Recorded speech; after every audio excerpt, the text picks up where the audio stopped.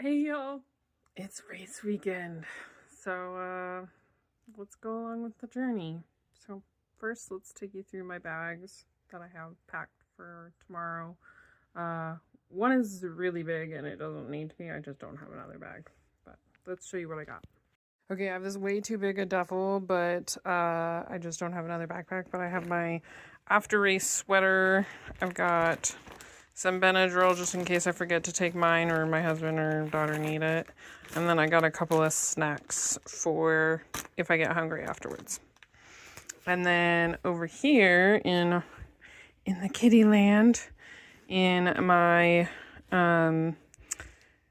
vest, which I know a lot of people don't wear a vest on like 3-mile runs, but I am chronically overhydrated at this point.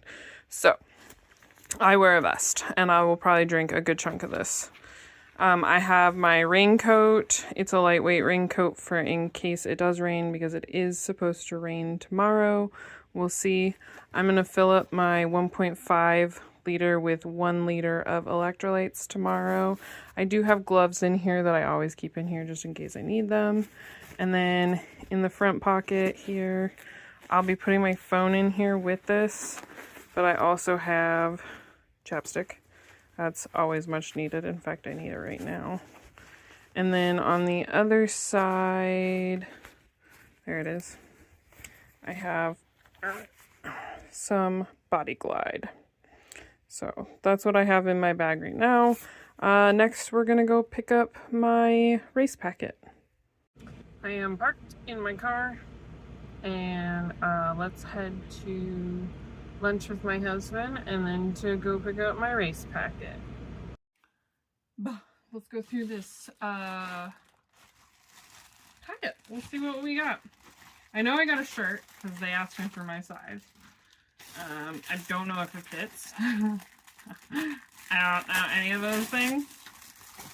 But oh, it's soft. My first marathon shirt. Oh, I'm so excited. Okay, let's pause this and see if it fits. It's not a marathon shirt. My first race shirt. There we go. There we go. It's a little tight, as in like tight fitting. It's not too tight, like I can full range of motion this thing, you know? And it is white, so it is a little see-through. But I don't plan on wearing it for tomorrow for the race day anyways. So then I also got my bib. I am 5350. Woot woot. I am gonna put this on my vest. And then it looks like maybe some coupons and stuff, because the person who's, oh, there's like coupons for all sorts of stuff in here, just for stuff in my town, and like flyers for stuff in my town. Nothing too, oh, there's a, oh.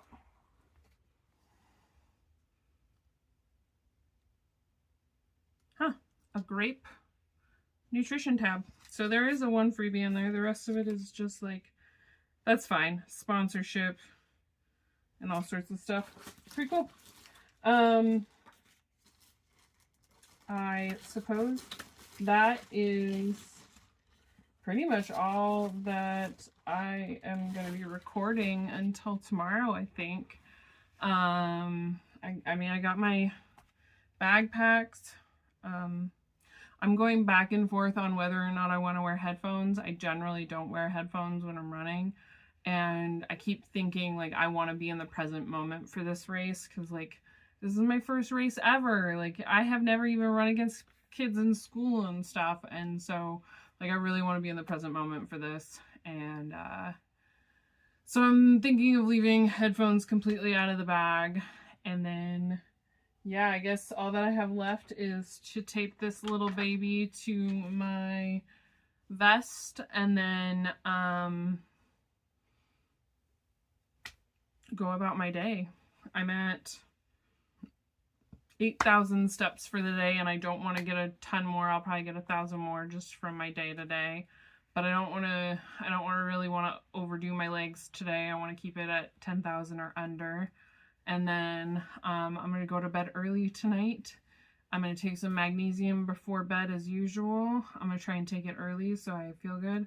I'm going to take some Benadryl before bed as usual. And then tomorrow I plan to get up at 5 a.m., which is my normal wake up time during the weekdays. Actually, I get up at 4:45. So this will be a sleep in. But I plan to do my normal routine of drinking coffee. And then I do plan to try and eat breakfast kind of earlier than normal. So we'll see if I can do that. But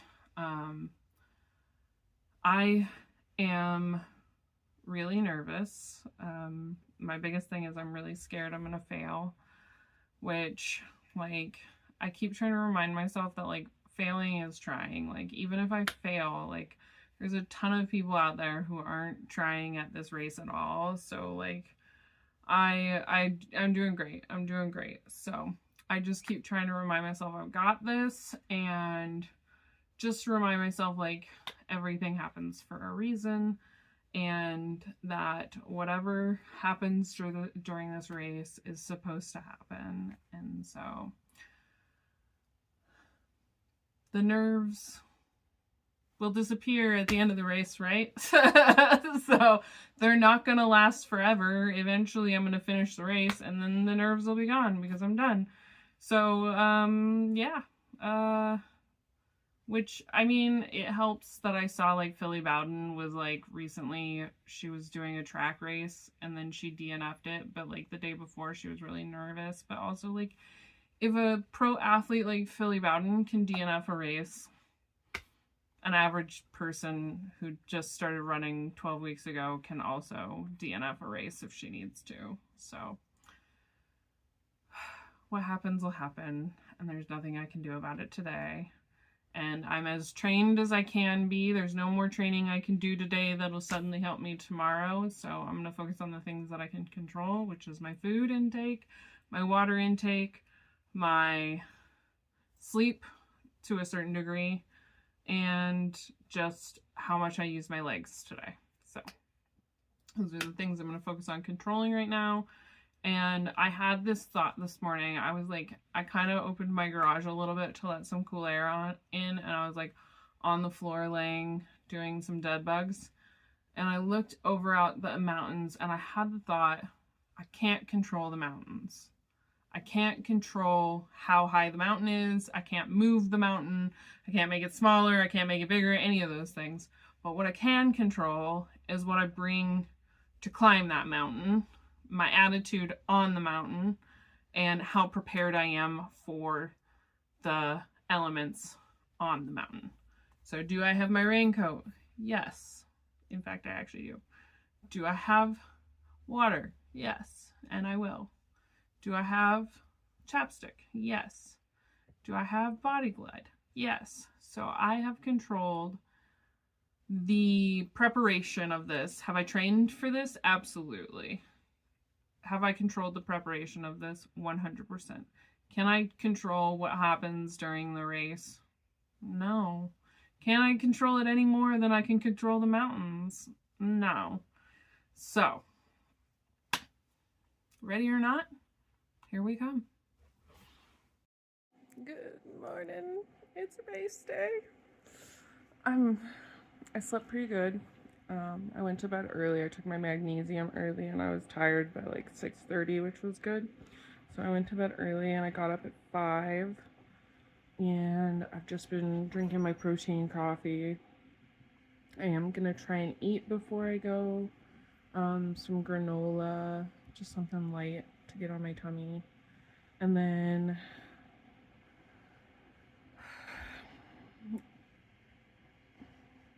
it's so crazy. Okay, so my number 5350, I googled the angel number behind that, and it's power, freedom, and divine support. So first off, getting my inner power from this, getting my inner strength, learning how powerful I can be, but also then how free I can be. Oh man, I feel free when I'm running, so I'm gonna enjoy that today. But I am supported through this, so whatever happens, happens for a reason. So I'm trying to remember. My daughter, let me show you. My daughter made some signs. Let me show you. Okay, here's the first one. I think it says you can do it, Mom. 5K, and then there's the 5K with the little 5K mom, and then there's me running my race. I cried when I woke up and saw this. And then the other one, go mommy go, and there's a donut. And there's a rainbow, and she drew all the hearts, and my husband helped her with all of this, but she picked it all out and everything, and she's done all the designing and coloring in and everything. So I'm so excited. So I'm pretty scared of failing here, which is so ridiculous, because I know, like, even if I fail, like, it's no big deal. Like, no one dies, you know? Like, I'm not a doctor. I'm not a surgeon. I'm just running a race. But I'm trying to remind myself, like, when I get out on that course, I want to remember my affirmations. I want to remember I can do it. I want to remember that I'm supported through this and that I'm not alone. But I want to remember what my daughter's sign says. Go, mommy, go. You can do it, mommy. Like, oh, I'm tearing up a little bit. I want to be out on that course, pushing myself. And, yeah, I might be the last person across that finish line for the 5K. And that's okay, because this is the first time I ever ran with anyone else. Even as a teenager, when I was in gym, I didn't run. I walked because I couldn't run. And here I am, running a race. So I can run, and I'm going to remind myself that I can run, I can run, I can run, I can run. But also, how cool is it that I get to run with other strong, capable, resilient people? That's really cool. That's really cool. This is unity consciousness. You know, we're all united in something, the same something. This 5K race, there are some that are united in a half marathon and a marathon, but we're not united in running. Like, we're just there to run, and we're there to do our best and see if we can do better than anyone else. And even if we can't do better than anyone else, that's okay, because really we're just trying to do better than the old ourselves. And boy, oh boy, am I doing better than old Ariel. So once again, I have to thank 16-year-old Ariel, 15-year-old Ariel, 14-year-old Ariel, every age of Ariel who said she couldn't run. 28-year-old Ariel said it. Heck, 34-year-old Ariel said she couldn't run. She tried, but she said she couldn't do it. And then 35-year-old Ariel, she stopped listening to all those voices. She stopped listening to all those pieces, and she just ran. And, like, I'm proud of her. I'm proud of all of them for doing exactly what they needed to do in the time that they were doing it. Because, let's face it, 16-year-old Ariel probably couldn't run, and that's okay. 35-year-old Ariel did it for her. So I've got this. I've got this. I've got this. And whatever it is you're doing today that you're seeing this for, you've got this too. We're here. We're waiting for the corral to start, and then it is sprinkling, and it's very cold, but I will warm up when I start running. So very excited, very scared, very nervous. I got this. 2 minutes and then we're getting started. I'm at the back of the line because I am a slow runner.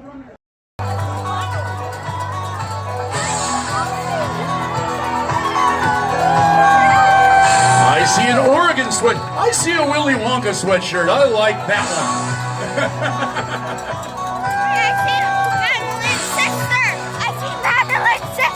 A lot of green out there. That is Girls on the Run participants running a 5K today. We will see you at the...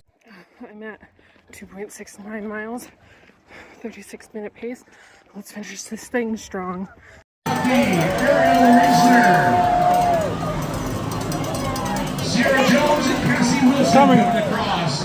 Sierra, just 9 years old, finishing up the 6:32. Lotus. Okay, so let's recap. Like, oh my god. So that was technically the second time I've ever run a 5K. So the first time I did it in around 43 minutes. What did I get this time? 42:09 was my chip time. So I'm really excited about that. According to my watch, it was like 41 something, but I'm going with my chip time, so 42:09. Now I know this whole time I've been like, I'm prepared to be last. I'm prepared to be last. I'm prepared to be last. I was not last. I was 451st out of 729. So feeling really fantastic about that. For my age group, I placed 35 out of 58. And according to my chip, my pace was about 13:36. I am really, really, really proud of that. So I did the math and both were about 60th percentile. That's, I'm stoked with that. That gives me a place to come from, and maybe next time I'll be in the like 58th percentile or something like that, you know, whatever. But I'm really, really pleased with these results. So feeling really good. Some things that were interesting, my bib number was 5350, and I googled the angel number before the race, and I saw power, freedom, and divine support, which absolutely helped me get through the race. And then after the race, when I was doing all my notes for this, I was googling it so I could just copy and paste it, and it changed and it said major life transitions underway. Really, really weird. Really, really weird, because everything else stayed the same. But so 451st, that angel number meaning was powerful spiritual messages urging you to embrace imminent life changes and trust your intuition. It encourages a positive attitude as you step into new beginnings, assuring you that you are on the right path for personal and spiritual growth. Now, this race was on May 16th, which was the new moon. New moons are all about new beginnings. So I feel like this was just aligned for new beginnings. Absolutely. I'm really excited about it. So then I find it really funny that I was 35th out of 58th for my age group. And that was also a number in my bib, was because it was 5350. So 35 is the middle number. But that means positive life changes underway. So all about new beginnings and positive life changes underway. In the morning, I was really like nervous and really struggling. And I have two numbers that I see. They're just inverse of each other. And I see them when, I mean, even when I told the universe to stop sending me signs, I still saw these numbers, which drove me absolutely bonkers. But I see them anytime I need some kind of like reassurance or like to know that I am supported and I'm guided and I've got the universe at my back. And I saw 32 and 23 everywhere, like so many license plate. We were just going by so many license plate and like just all over. And then some songs that have been stuck in my head that have felt like really personal to me recently were playing immediately in the car. It was the first couple of songs and it just like, it was exactly what I needed to hear before the race. And once the race started, my nerves disappeared. So, I did run faster than I meant to. So I was doing smaller intervals at a faster pace, which meant I had a super high heart rate the whole time. I was in zone 4 and zone 3 the entire race. There was no zone 2 or zone 1. And it was very hard to not just go all out with the energy that was in that race. Like, it was a lot of chaos, but it was like high energy, fun, and support. It was just incredible. And the YouTuber Kelty has talked a lot about how, like, for her, races have turned into like festivals or like her rave or her concert or whatever, and it's definitely on par for a concert for me. Like, just but it was so much better. It was better because at the end I felt incredible. Like, you cannot take this high away from me. I feel so proud of myself. Just, it was so incredible. Like, it was like I was the rock star, you know? So it's almost like I played the concert instead of I just went to the concert is the energy, and it just, I feel so good. I had a lot of fear of judgment before the race. Just pictured people saying horrible things about my time and stuff, but everyone at the race was so supportive and amazing, and like, there was no, like, the judgments came from internally because I don't think I'm enough of a runner to count. Imposter syndrome gets us good sometimes, and it was getting me good, but I feel incredible about my placing. I feel like I can do better in the fall even, and I just, yeah, I'm really excited about where I can go from here. So I have to say these judgments absolutely were coming from inside the house, and that it was just incredible vibes at the race. Just high energy, high support. Just, it was incredible. I beat my own personal best time, so I'm wildly happy with my time. And I've been trying to remind myself, I've said it a few times, but my name means Lioness of God, and I've been trying to remind myself that I am proud, I am strong, and I am fast. And boy, did I prove that to myself yesterday. Like, I did a really hard thing. My calves are killing me today, but I killed it, and I can do better and better, which is great. I haven't peaked, which I jokingly told my husband, I peaked yesterday. Like, I haven't peaked. I can keep going and keep doing better, and I'm only at the beginning of my journey. So I proved to myself I can do hard things. I proved to myself that I'm capable and resilient and strong, and how proud of myself I can be, and how impressed by myself I can be. And just, I just keep thinking back, and like all the stages of my life, I just have to give each age like a thank you, because they led me here, and without their lessons, I wouldn't be this person. I wouldn't be strong, and I wouldn't be capable, and I wouldn't be resilient without 29-year-old Ariel and 16-year-old Ariel.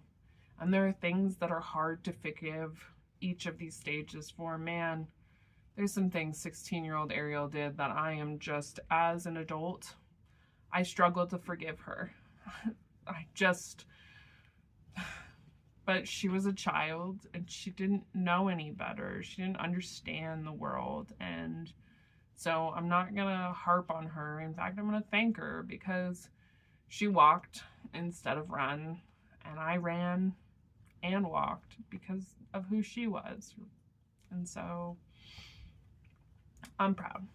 I'm proud of 16-year-old Ariel, and I'm proud of 28-year-old Ariel, and I am proud of 35-year-old, almost 36-year-old Ariel, who ran a 5K and didn't end last. But I'm also proud of the person who did end last. Like, what an incredible thing to see them trying so hard, and like, just amazing. Like, really incredible job to anyone who ran that race, and the 5K, the half marathon, the marathon, just all of us. Very impressive. So I've been training for this, and I've been training for my hiking, and so like, what's next for me? Like, what do I want to do? Like, I've hit a goal here, so like, where do I want to go from here? And what I really want to do is work on improving the time spent running. So I want longer and more intervals. So I want to focus on 3 miles for a while, and then eventually when my intervals become more consistent, I will increase the distance. But I would like to do a 10K this year, but since I really would like to just focus on consistency in my intervals, I am going to not sign up for a 10K or anything. I'm just going to flow with life and try to get more consistent intervals and consistent run walking times. And then if the 10K comes in the fall, excellent. And if it comes next year, great. So I'm just really want to work on consistency in my intervals and being able, because one of my biggest problems is my lungs after a few intervals can't, it just locks up. Like, it can't breathe anymore, and I hit a wall and I can't run any further because of my lungs. And so I would like to increase the strength in my calf too, because that has been a really big struggle this entire training period. Yesterday I honestly was a little afraid at the end to walk at the end of the day because my calf hurt so bad. I just like was scared that I was going to snap something in my calf, and that's not where I want to be. I will say, like, I did a really good job at my speed, so like obviously I pushed it really hard, but I don't want to feel like my calf is going to break after a run. So I would just like to be more consistent in my running and consistent in my intervals and consistent in the strength in my calf. So some focus on just some 5Ks for a while. Just keep that 3 miles going and try and get better at it, and then push it to 3.6. I really was hoping to hit 3.6 for my birthday at 36 years old. We'll see if it happens. I'm just gonna flow with it for now, and if my body can handle it, great. And if I am just gonna run 3 miles, hey, maybe I'll run 3 miles in the morning, and then in the afternoon I'll run 0.6 miles. So we'll make it happen. I don't know. We'll see. But that is it for my race video. I feel absolutely incredible about this whole training, this whole race, this just it does feel like a new beginning. So I'm gonna leave this one here, and remember to be kind to yourself, because man, it's amazing what kindness can get you when you're kind, but you're also kind of pushing yourself, seeing how capable you can be. So yeah.